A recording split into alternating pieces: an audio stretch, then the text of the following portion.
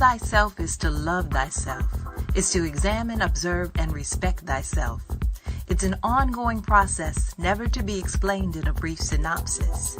It's a preoccupation with reflection and revelation that can only be achieved through discipline and determination.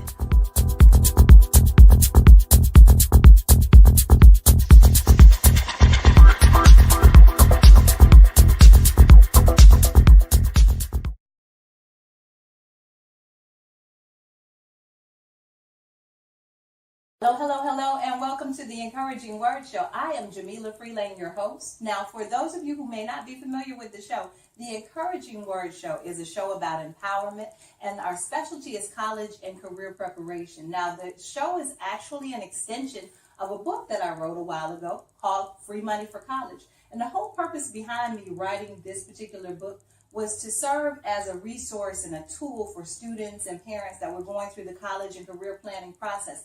And one of the things that I have as a foundation or kind of an underlying theme within the book is really know yourself, know your study habits, know what kind of college environment best suits you, know what kind of learning environment best suits you, know what college majors fit maybe the lifestyle that you want to have or fit the location that you want to be in, know what industries and what markets fit what you like and what you're going to enjoy, because overall it's about living your best life. Mm-hmm. So to that extent, the topic of today's show is the empowerment of me.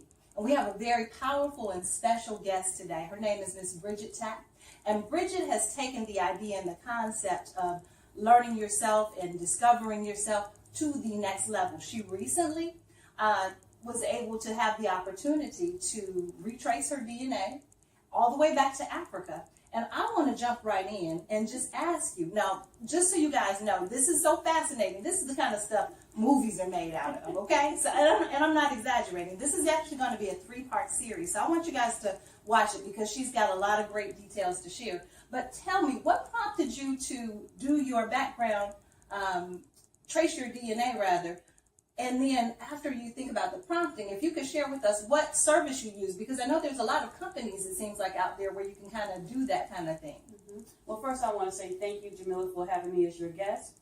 And then I'll jump. Thank you. And I'll jump right into how I came up with the idea, or decided to not come up with the idea, but decided to trace my DNA back to Africa. It was a dark time in my life, and I had just lost my mom, my uncle. I lost my job. My dog also got hit by a car. So it was a lot of things going on in my life, to say the least. Yes, to say the least. And so I was in my bedroom one morning listening to Fox 5 News. Okay. And the news reporter, Miss Allison Seymour, was interviewing the president of African ancestry, Miss Gina Page. Oh, okay. Right. And so I would like to paraphrase a little bit on what they were saying. The conversation went a little bit like this. If you're an African-American person interested in tracing your DNA back to Africa, I will be at the Nigerian embassy today at 7 o'clock. And I was like wowed out of my head. Like, seriously? You can trace your DNA back to Africa?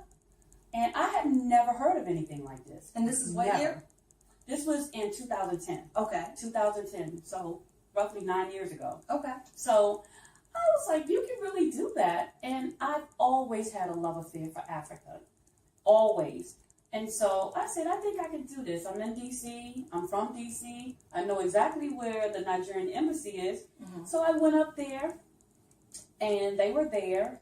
And Gina was giving a presentation on how it all works. And she was also doing a reveal on Miss Carla Hall, who happens to be a co-host for The Chew. I completely remember her. I used to love that show. Right. Yeah. And so Carla's reveal happened to be Nigerian. And I was like, okay, that's what mine is going to be. Right. Okay. Because that's what I wanted mine to be. So Gina mentioned... I think, therefore, I am. Yeah. You're going to be Nigerian. Okay. So anyway, Gina said that she would have kits on sale in the lobby afterwards. Right. And so I said, well, I'm going to buy one of those kits. So yeah.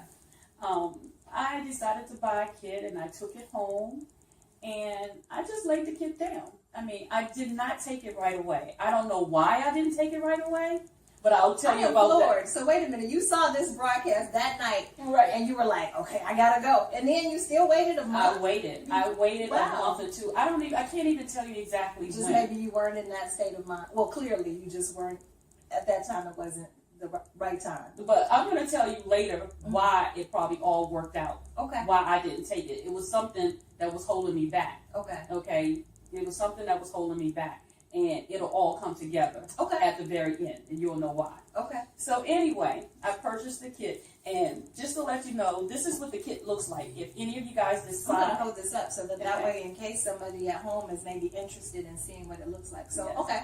So if any of you guys decide to buy the kit, now I'm giving you a little bit of information. A female can only trace her mother's side. So that's the only reason why a woman can only trace her mother's side is because we only have one chromosome. A man can trace both sides. He can trace he can trace his mother and his father's side because he has the Y and the X chromosome. Okay. Mm-hmm. So this is the kit. Everything is barcoded. Everything has a barcode number in there. Okay. You also get 3 swabs, and these are not the actual swabs, okay, because my swabs were sent, to the lab, sent to the lab. But you'll get 3 swabs, and they're longer than these. These are just basic. And those are included right in your kit. Those are included in the kit. Okay. And it is highly recommended that you take the kit in the morning before you eat, before you drink anything, before you, your breath is most powerful. Right. Exactly.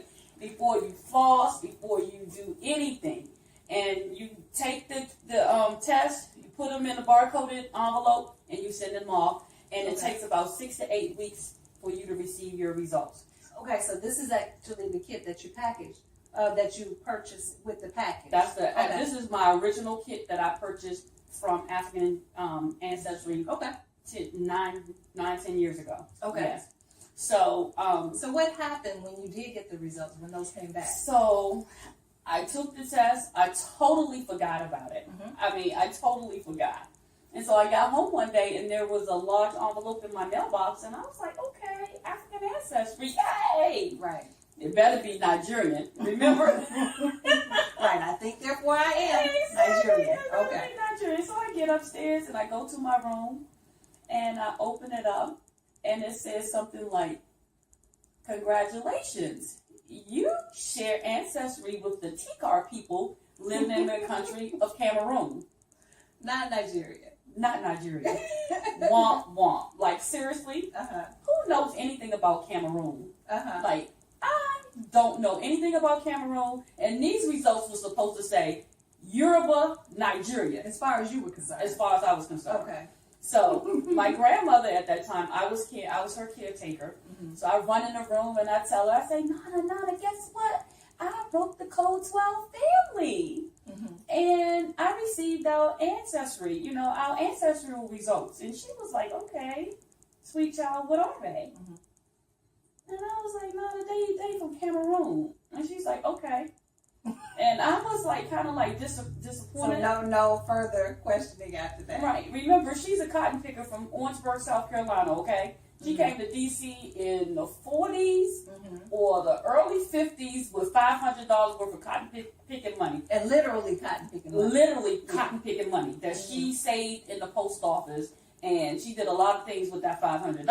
Right. But trying to find anything about Africa was not on the agenda for her. Okay, right. It was about buying properties and taking care of kids and being a domestic worker for certain people. Okay, right. But anyway, and I could in her defense, with her being of that generation and with the painful past and history that we have in this country, definitely I could understand. I don't necessarily agree, obviously. Right. I definitely have a sense of pride about having African heritage, but I can understand. My grandmother probably would have had the same reaction, quite honestly. Right. So anyway, after that, I was like, I don't know. Well, who do I talk to? I mean, most people. What do you do with that? Right. We're at a dead end for the most part. Most African American people are at a dead end after they receive their results. Okay, and I will share with you later. In another segment about things that you can do once you get your results. That'll be good, okay? because I know somebody is probably gonna need a plan of action because you're probably going to, well, I'm sure you're going to prompt several people that are going to watch this to actually do that. So you got the test results. You shared it with your grandmother. She had a lackluster response. Yes. But keep it moving. Tell me more. Tell me more about that. So anyway, probably roughly 3 weeks later, I got an email from Gina Page, again, the president of African Ancestry. Okay. And it was an email specifically talking about a trip. It was an ancestral reconnection program or trip that was sponsored to all African Americans who traced their DNA back to the country of Cameroon. Wow. And this was an all-inclusive trip.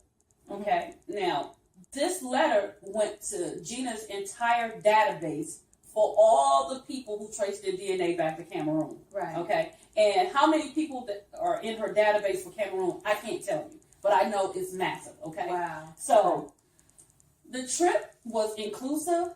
All you had to do was pay for your flight, pay for your shots, and get your passport. Now, was this something that people from America thought to do, or like how did that come about? Okay, so it was a trip that was sponsored by the Art Jammers, and the Art Jammers are musicians from Cameroon. Because that was my next question. Okay. The Art Jammers are musicians that's from Cameroon in conjunction with the Embassy of Cameroon.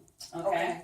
So it was a collaboration with the Embassy of Cameroon, the Art Jammers, and African Ancestry. And so y'all had a big old reunion, like a transatlantic. It was reunion. awesome. Wow. It was. How many people did you say? It was a delegation of 50 people. Wow. A delegation of 50 people, and it was so exciting. This was actually my first time ever going to Africa. That is so dope. Ever going on the continent. Wow. And so my expectations was very bleak. I had no idea. I mean, I had all kinds of things that was running through my head, but I didn't know what the expectations were. I had no clue. Totally clueless. Wow. Okay? And when I tell you more, you're going to be so surprised. You're going to be like, unbelievable. Wow. Yeah. And on that note, we're going to break. We're actually going to come back in a second segment and talk about all the phenomenal things that happened on your trip in Cameroon. And then we're going to talk about some of the things that happened after or as a result of your trip to Cameroon. So again, this is a 3-part series, ladies and gentlemen. You don't want to miss it again. This is the stuff movies are made out of and how empowering. Before we actually go to break, do you have anything to mention to the audience that might be looking at this and thinking, I want to maybe do that? I think it's important that all African American people unlock the codes to your family. It's just so rewarding. It's very it's rewarding. It gives you a sense of empowerment, and it's something that needs to be done because most African American people can only identify with South Carolina, North Carolina, Alabama, the southern states. The southern states, okay? Any European person can always identify with a continent. We are the only people who cannot identify. We can identify with a country. Only identify with a country, okay? We are the only people that cannot identify with a country. Now, through scientific measures, through DNA, we can do that. And we can go back to our own homeland. So I encourage all of you to think about it. Just give it a shot. You'll be surprised. Okay. And with that, we'll be back after the break.